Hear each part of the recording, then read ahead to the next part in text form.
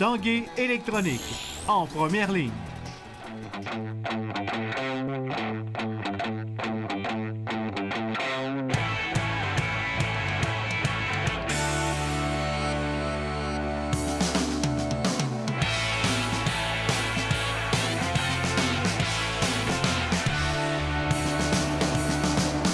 Bon mardi, bienvenue à l'Esprit sportif. Un peu plus tard dans l'émission, on parlera de Mario Lemieux, l'un des plus grands joueurs de l'histoire de la Ligue nationale de hockey. Mais d'abord, parlons boxe et de cette reconquête qui a été annoncée aujourd'hui. Premier gala de boxe de l'histoire du Centre Vidéotron. Lucian Boutet sera en grande vedette et tentera de reconquérir son titre de champion du monde des super moyens de la IBF contre le Britannique James DeGale.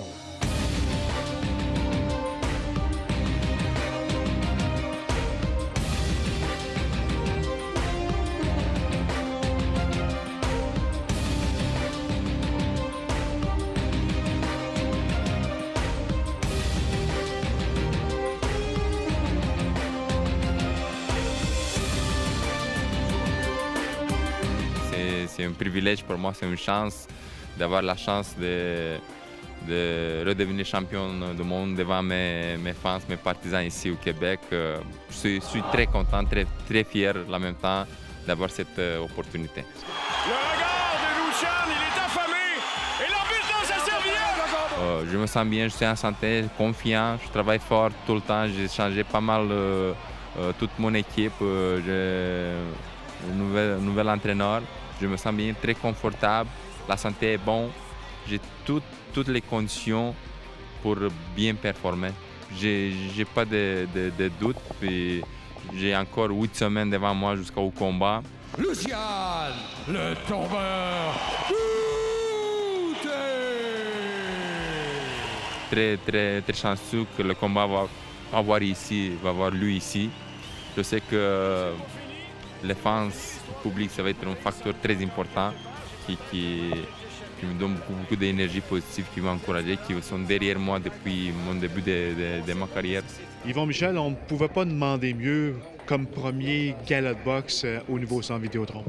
Ah, tout à fait. On a ici le boxeur qui était le plus adulé au Québec des 30 dernières années, le Lucian Boutet, qui a connu du succès, probablement sa meilleure performance en carrière, quand après avoir eu une performance ordinaire contre Librado Andrade, où il y avait beaucoup de questions qui se posaient, il est venu ici et il lui a passé le KO au 4e round. Oh! Et Andrade revient! Oh!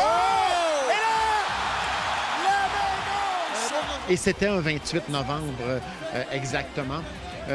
Donc, revoir Lucian pour inaugurer le Centre Vidéotron contre un boxeur de la trempe de James DeGale.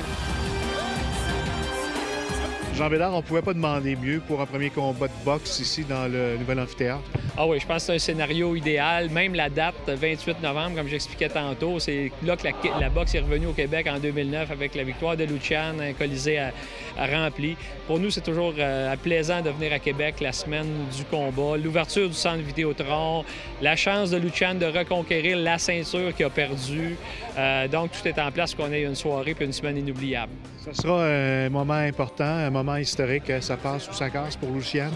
Moi, je pense qu'à 35 ans, je sais que Lucian est déterminé. Il ne faut pas se le cacher, il ne reste pas encore beaucoup d'années. Il est privilégié d'avoir la chance de reconquérir sa ceinture si rapidement que ça, chez lui en plus. Donc, c'est une occasion en or. Puis, connaissant Lucian, il va tout faire les efforts pour aller le reconquérir. From Hammersmith, England, Chunky James DeGale. Bernard Barré, la question qui tue, James DeGale, c'est un combattant, un adversaire qui est à la portée de Lucian Boutet? Ça sera pas facile. C'est vraiment, là, la barre est haute. James DeGale, là, c'est dans la catégorie des Carl Froch, de la catégorie des Jean Pascal. Là. C'est vraiment un gros défi dans la carrière de Lucian Boutet. D'ailleurs, c'est lui, James DeGale, qui détient la ceinture de Boutet. La ceinture que Boutet a eue de 2007 à 2012. Et là, maintenant, DeGale, c'est un champion de boxe olympique. Il a gagné la médaille d'or à Londres pour l'Angleterre. Après ça, il a gagné ses 10 premiers combats chez les professionnels avant de perdre par décision majoritaire contre Josh Groves en championnat de Commonwealth. Par la suite, une série de victoires à l'infini. Et là, finalement, remporte le titre contre Andre Dirrell. Andre Dirrell qui, lui, a fait le Super 6, la grande compétition qu'on a eue il y a quelques années. De Gay, c'est un boxeur ambidex, un boxeur compliqué. Son surnom, c'est Chunky. Il aime ça dépecer en morceaux ses adversaires. Lucian Bute va avoir tout un contrat sur les bras dans ce combat-là. Je me sens bien, j'ai rien à perdre. La pression, c'est sur le champion. Je sais, j'ai vécu ça quand j'étais en Angleterre. J'étais en position de champion, puis je me rappelle très bien la pression que j'avais sur mes épaules. J'ai beaucoup de respect pour lui. Il est un très, très, très bon champion, great boxer, champion olympique, champion du monde. Il a accepté de venir ici. Ça veut dire qu'il y a confiance en lui, en ses capacités. Beaucoup de respect. C'est sûr que le 28, ça va être une soirée explosive. Le nouveau centre Vidéotron va exploser encore une fois, comme en 2009 avec Andrade, comme avec Glenn Johnson. J'ai eu tout le temps les plus beaux expériences, plus beaux moments. Je l'ai vécu ici au Québec. Puis j'espère que le 28, ça va être la même chose. Après la pause, un nouveau livre sur Mario Lemieux.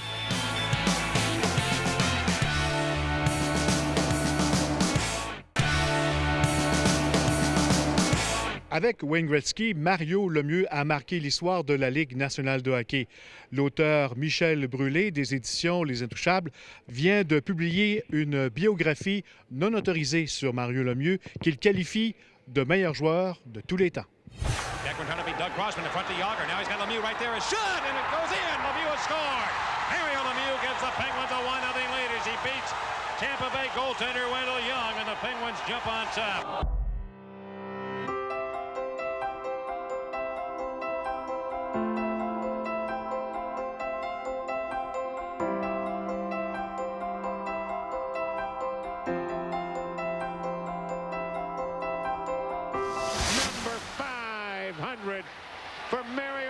Monsieur Brûlé, vous êtes l'auteur d'une biographie sur Mario Lemieux et le titre est assez évocateur, le meilleur joueur de tous les temps. Et ça, sans l'ombre d'un doute, pour vous, c'est la vérité. Ah ben oui, c'est clair. Non seulement c'est le meilleur joueur de tous les temps, mais pour moi, c'est un héros national au même titre que Maurice Richard. Si on se rappelle, Maurice Richard a commis le crime de lèse-majesté d'être le rival de Gordie Howe. Il en a payé le prix. Et Mario Lemieux, en étant le rival de Wayne Gretzky, il en a payé le prix aussi. Écoutez, Mario Lemieux s'est fait blesser, s'est fait frapper, s'est fait accrocher. Il n'y a rien qu'on n'a pas fait. Évidemment, à ça s'est ajouté ses problèmes de dos, son cancer. C'est un homme extrêmement courageux et aussi très intelligent. Moi, c'est sûr que le point de vue social-politique était très important parce que, on vit au Québec. On sait ce qui s'est passé avec Maurice Richard, l'émeute de Maurice Richard. Mais je vais vous donner un exemple. Il y a un trophée qui est très, très politique, c'est le trophée Hart. Maurice Richard a gagné un trophée Hart. Gordie Howe en a gagné 6. Mario Lemieux en a gagné seulement 3. Et Wayne Gretzky en a gagné 9. En 1989, le trophée Hart, Mario Lemieux a réussi 199 points, 31 buts de plus que Wayne Gretzky pour le même nombre de passes. 31 buts! Vous comprenez? C'est énorme, là. Un joueur du Canadien qui compte 31 buts, on est fou de joie, vous comprenez? Et c'est Wayne Gretzky, encore une fois, qui a gagné le trophée Hart. Durant ce livre-là, il y a les questions de son passage ici à Québec pour ce qui est du tournoi Pee-Wee. Comment vous êtes renseigné? Bien, écoutez, j'ai rencontré M. Pee-Wee, Ghislain Bérubé. Donc, je suis allé chez lui. Son sous-sol est un musée du tournoi international Pee-Wee de Québec. Donc, on a parlé longuement ensemble. La première année, ça n'a pas été plus concluant qu'il faut. Et la deuxième année, ils ont perdu contre Don Mills, donc les Hurricanes de Ville-et-Mort, 5-4. Et Mario Lemieux avait marqué les 4 buts. Évidemment, j'ai passé beaucoup d'heures en bibliothèque. J'ai notamment scruté le fameux journal de quartier de Ville-et-Mort qui s'appelait La Voix populaire pour avoir ses statistiques au niveau atome. Puis oui, il y a aussi la famille du père Fortin qui a célébré son mariage qui m'a aidé de ce côté-là. Moi, je dis qu'à l'époque de Mario Lemieux, le hockey, c'était un sport hybride entre le hockey et le ski nautique. Donc, Mario Lemieux, bateau de 66 chevaux vapeur, tirait 2-3 skieurs nautiques derrière lui. C'était ça. On tolérait l'accrochage parce que ce gars-là, il y en aurait eu plusieurs saisons de 200 points si le hockey ne s'était pas pratiqué comme ça. Et vous avez des témoignages de l'époque qui disaient qu'effectivement, on frappait Mario Lemieux plus que quiconque dans la Ligue nationale. Donc, écoutez, son talent, il a pu, oui, l'exprimer. On a juste à regarder des matchs et tout ça, puis on voit à quel point ce gars-là était extraordinaire, était exceptionnel, puis il dépassait Wayne Gretzky n'importe quand.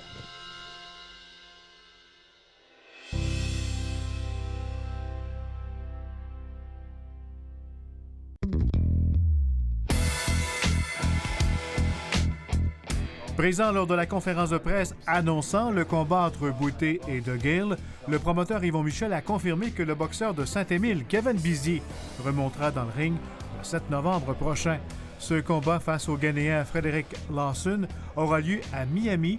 Il s'agira d'un combat éliminatoire de l'IBF. Ça va être une lourde tâche pour Kevin, mais c'est la chance de lui de retourner ou plutôt d'aller en championnat du monde. Il a manqué sa chance de justesse les 2 fois contre Joe Jordan. Et là, donc, il va être probablement le favori parce qu'il y a beaucoup plus d'expérience contre des adversaires de qualité que Lawson. Mais 7 novembre, Miami, il est déjà à l'entraînement avec Marc Ramsey à Montréal. Les noms d'Albert Ladouceur et de Marc Simoneau seront gravés à tout jamais au Centre Vidéotron cet automne, alors qu'une cérémonie aura lieu en leur honneur le 5 décembre prochain.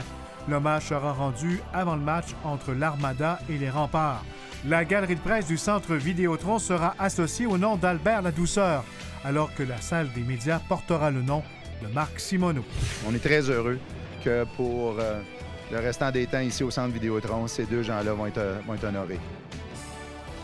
Voilà qui complète l'Esprit sportif pour aujourd'hui. Je vous rappelle que vous pouvez revoir toutes nos émissions en vous rendant sur le site Facebook L'Esprit sportif. Bye bye, à demain.